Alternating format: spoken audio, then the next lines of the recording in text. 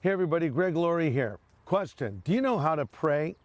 I didn't ask you if you know prayers. Sometimes we teach our children prayers to pray. How about this one? You say to your kids before they go to sleep, okay kids, pray this prayer. Now I lay me down to sleep. I pray the Lord my soul to keep.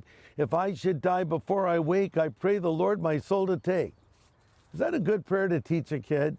Basically, you're saying you may die in your sleep, and if you do, just pray that God takes your soul.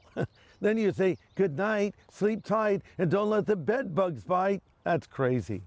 Sometimes we know little prayers, but one day the disciples of Jesus came to him and said, Lord, teach us to pray. Here's his response.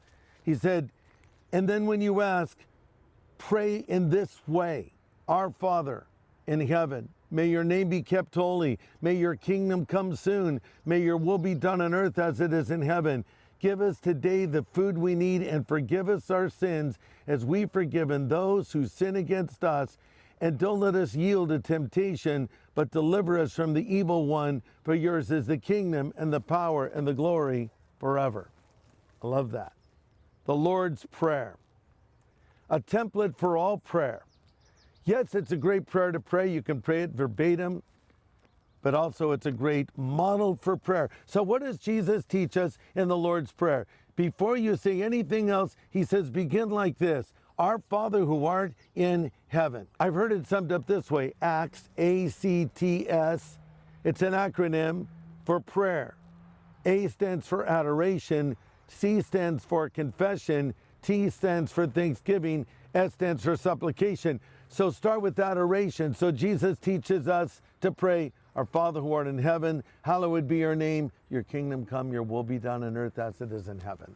Now, if we wrote the Lord's Prayer, it would sound like this. Our Father who art in heaven, give us this day our daily bread. Hey, let's just cut to the chase. Here's what I need. There's nothing wrong for praying for what you need.